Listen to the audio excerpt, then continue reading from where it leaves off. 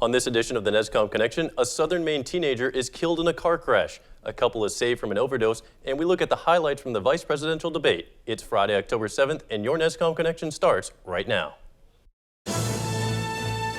From the campus of Husson University, this is your NESCom Connection.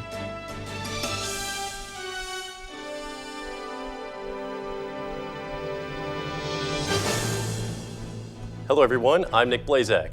Republican presidential candidate Donald Trump will be making a campaign stop in Bangor next week.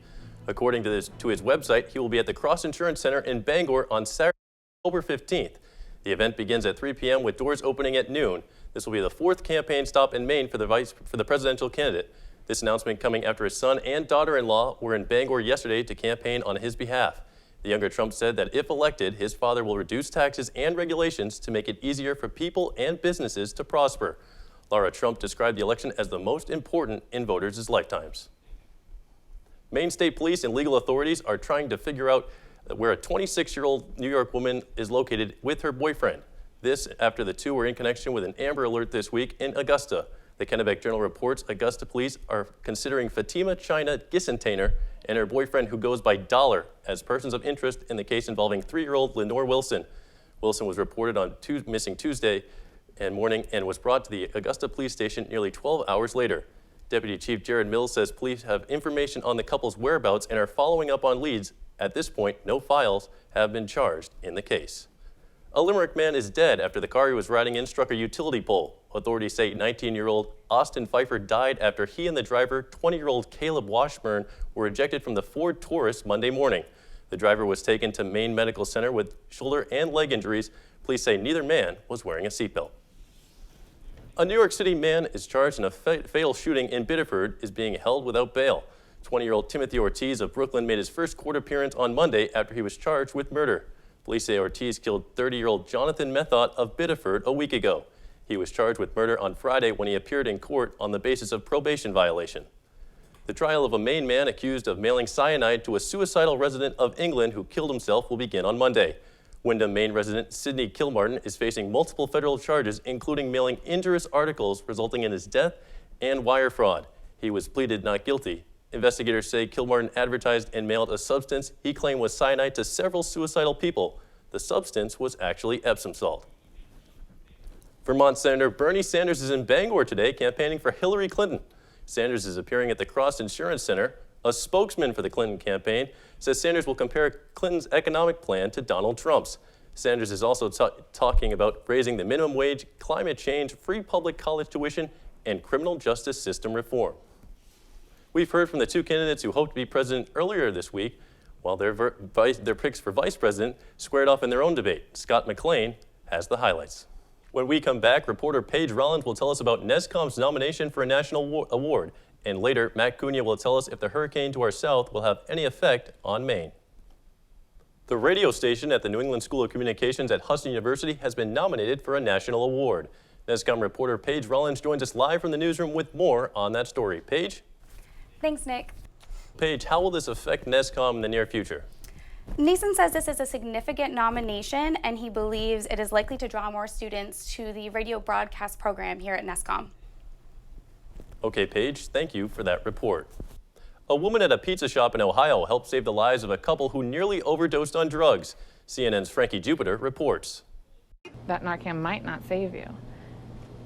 Patterson says the restaurant had Narcan nasal spray on hand thanks to a local nurse. There's no word on the current condition of the couple found in the parking lot. The U.S. Department of Agriculture will invest $20 million in a program to provide an economic boost to projects in rural Maine.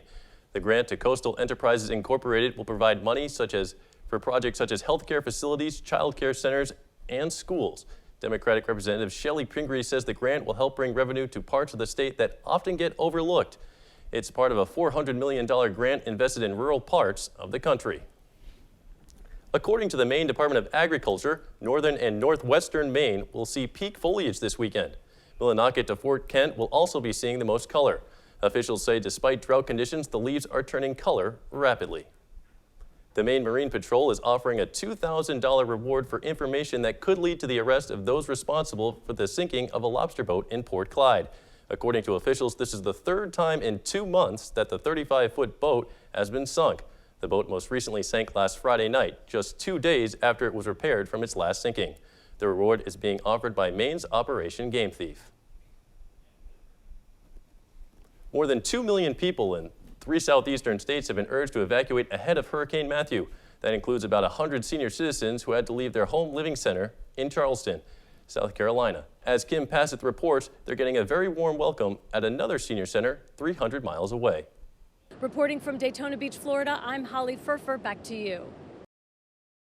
In the senior center in Peachtree City at least until Sunday. When we come back, Alyssa Thurlow will join us with sports, and we'll find out if the Boston Red Sox were able to hold off the Cleveland Indians in Game 1 of the ALDS. Stay tuned. Wednesday, partly cloudy, high of 64 and low of 48. Well, Matt, it's a shame that the weather is looking to be pretty good on Sunday because I just have intentions of staying inside Tom Brady's return against Cleveland Browns. But we'll take a quick break, and when we come back, we'll hear about a restaurant's idea for an unlikely crowd. The city of Montreal's push to ban pit bulls has been delayed. A judge has ruled that some parts of the legislation can't be introduced until a court hearing is held on the merits of the case. The SPCA obtained a temporary stay to suspend the legislation on Monday. It argued that some elements are discriminatory, unreasonable, and unenforceable. A Superior Court justice extended the temporary stay on Wednesday, saying that the SPCA pointed out a serious issue that needed to be settled. Millions of parents across the globe have taken their kids to McDonald's for a Happy Meal. But what if you just like to baby your pet dog? Well, a restaurant in Pennsylvania's Lehigh Valley is seeking to answer that question with the first ever doggy drive-thru. Bite with a Bark opened its doors on Saturday in hopes of creating an exclusive food outlet for canines. The menu features Yappy Meals and Bow Wow bowls that consumers can customize for their pets' preferences. Owner Amanda Brown says the business idea was hers. She wanted to open up the food industry for dogs. I just wanted a place that could be just for them, that would just cater to them and their needs. It's all fresh pet, so it's all fresh meats and fruits and vegetables.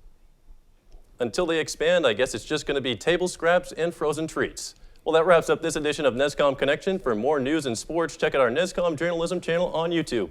For Paige Rollins, Alyssa Thurlow, Matt Cunha, and everybody working hard behind the scenes, I'm Nick Blazak. Good night, everyone.